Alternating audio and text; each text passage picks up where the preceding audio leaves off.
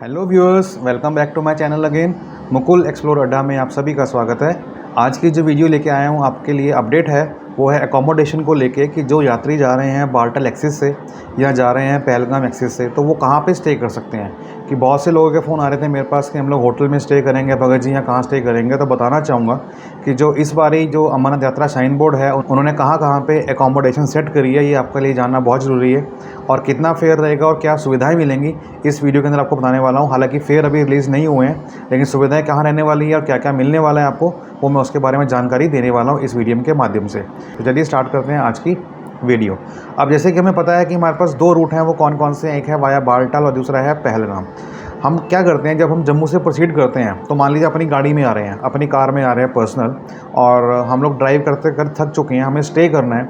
तो हम लोग कहते हैं कि अगर हम बाल्टाल जाना है हमको, तो हम जाते हैं वाया श्रीनगर होके। तो श्रीनगर में स्टे करेंगे, बट वहाँ पे क्या है, कोई ऐसा बेस कैंप नहीं है वहाँ पे जहाँ पे शाइन बोर्ड का बनाया गया हो, तो हमें वहाँ पे होटल में स्टे करना पड़ेगा, जो कॉस्टली पड़ता है।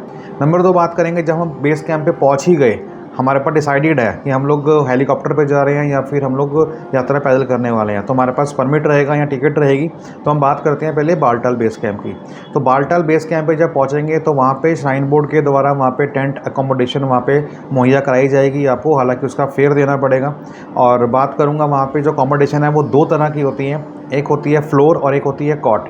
फ्लोर का मतलब होता है कि आपको गद्दा दिया जाएगा, चादर दी जाएगी, रजाई दी जाएगी, लेकिन ज़मीन के सरफेस के ऊपर। ठीक है, ज़मीन जो फ़र्श को बोलते हैं फ़र्श, तो फ़र्श के ऊपर चटाई रहेगी, गद्दा रहेगा, बेडशीट रहेगी, कंबल रहेगा, उसके ऊपर फिर आपका पिलो रहेगा और फिर आपका एक रजाई रहेगी। ये हम सब बात करते हैं एक फ्लोर अकोमोडेशन की। उसका जो फेयर है कंपैरेटिवली कॉट से कम होता है, क्योंकि कॉट में आपको वही सब मिलेगा, लेकिन साथ में एक मंजा मिलेगा। वो मंजा होता है फोल्डिंग के रूप में, या फिर वो लकड़ का जो दीवान टाइप होता है वो आपको मिलेगा। हालांकि डिफरेंस की बात करो, जो लास्ट टाइम का रेट जो था वो था 450 रुपये आपका फ्लोर अकोमोडेशन का और 650 रुपये आपका था कॉट अकोमोडेशन का। तो ये जो रेट है ये हर जगह चेंज होते रहते हैं, सेम जगह वेरी नहीं करते हैं, क्योंकि हम बात करें हाइट से, हम हाइट पे जाते रहेंगे। जैसे हम बात करते हैं बाल्टाल की, तो वो बेस कैंप पे आता है, तो वहाँ पे वो रेट ये रहेगा। जब आगे जाएंगे तो 100 रुपये का मार्जिन आप लेके चलिए, बढ़ता जाएगा। और जब गुफा पे जाएंगे तो फिर वहाँ पे आपका 200 रुपये 250 के आसपास और बढ़ने वाला है। तो वो डिपेंड करता है। बाकी बार्गेनिंग बहुत होती है वहाँ पे, क्योंकि श्राइन बोर्ड के अलावा और सारे कॉट्स भी होते हैं और सारे टेंट्स भी लगे होते हैं जहाँ पे हम लोग बार्गेनिंग कर सकते हैं, बट ये फिक्स रेट है। और बुकिंग की बात करूँगा तो इसकी कोई बुकिंग अवेलेबल नहीं है, ये आपको एट द स्पॉट जाके वहीं पे करनी पड़ेगी।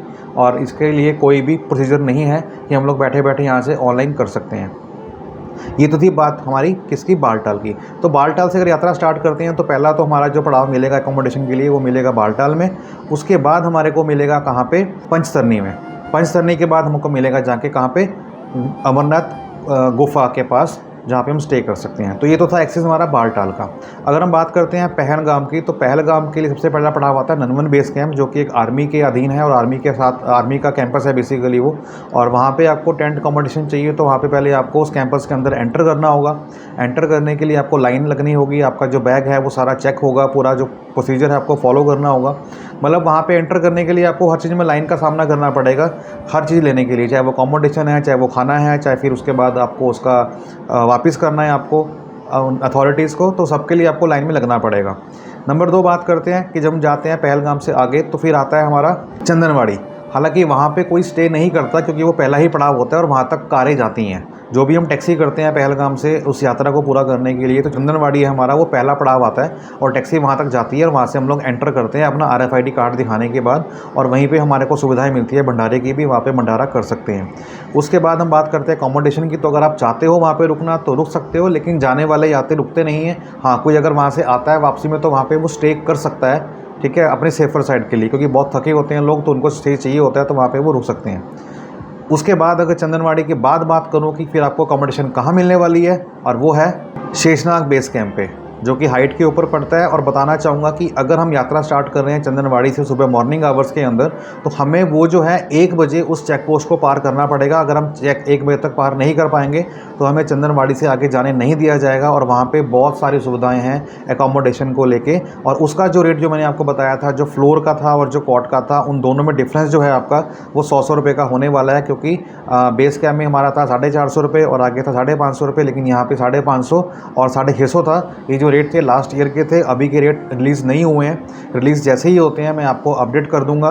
तो कहना चाहूँगा फिर कि अगर आपने सब्सक्राइब नहीं किया है तो कर लें, ताकि जब भी कोई इन्फॉर्मेशन आए आप तक इजीली वो पहुँच सके। तो ये थी बात शेषनाग की। शेषनाग के बाद बात करेंगे, फिर आता है पंचतरणी।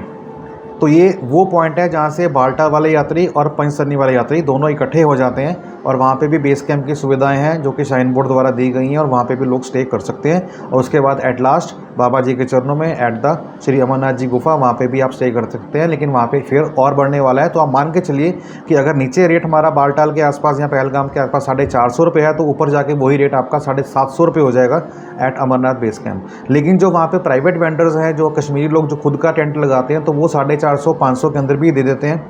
ये बार्गेनिंग करके आप कर सकते हो बड़े आराम से। लास्ट टाइम हमने ऐसे ही किया था, लेकिन हमने स्टे नहीं किया था, बट डील सेट हो गई थी। लेकिन क्योंकि हमें था कि रात को हमारी हालत ख़राब ना हो जाए, कहीं ऑक्सीजन की लेवल की बहुत कमी रहती है, और बहुत थके हुए थे, तो हमने दर्शन करके वहाँ से वापस हम लोग नीचे उतर आए थे वाया बालटाल।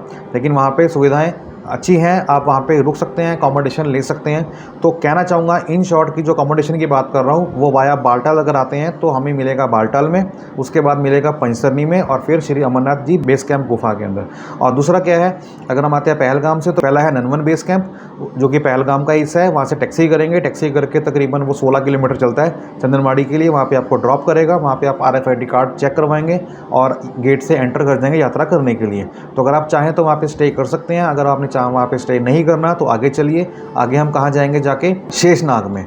शेषनाग के बाद आता है पंचतरणी, और पंचतरणी के बाद आता है होली केव।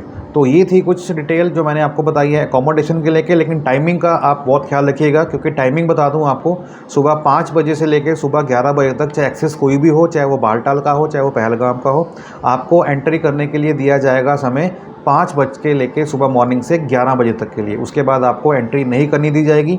और अगर आप पहलगाम से जा रहे हैं तो वहाँ से आपको जो चेक पोस्ट है शेषनाग से, वो 1 बजे क्रॉस करनी होगी। और उसके बाद फिर जब आता है पंचतरणी, तो वहाँ से फिर आपको जाना है गुफा की ओर, तो वहाँ से 3 बजे क्रॉस करनी होगी। तो मार्जिन थोड़ा है, तो 3 बजे तक क्रॉस नहीं कर पाएंगे तो आपको पंचतरणी ही स्टे करना पड़ेगा। इस बात का आप ध्यान दीजिएगा। सो उम्मीद करता हूँ वीडियो अच्छी लगी होगी। वीडियो अगर अच्छी लगी है तो क्या करें, वीडियो को लाइक कर दें, मुझे सपोर्ट करें। और हाँ, जब भी कोई क्वेश्चन अगर आता है माइंड के अंदर तो प्लीज़ मुझे आप कॉल बैक कर सकते हैं, कमेंट से पूछ सकते हैं। I will definitely reply you. हाँ, हो सकता है कि मेरे जवाब में आपको थोड़ा समय मिल लग जाए, कोई तकरीबन 10-12 घंटे, बट डेफिनेटली मैं आपको आपका आंसर ज़रूर दूँगा। तो मिलते हैं, तब तक के लिए बाय बाय, टेक केयर, जय भोलेनाथ।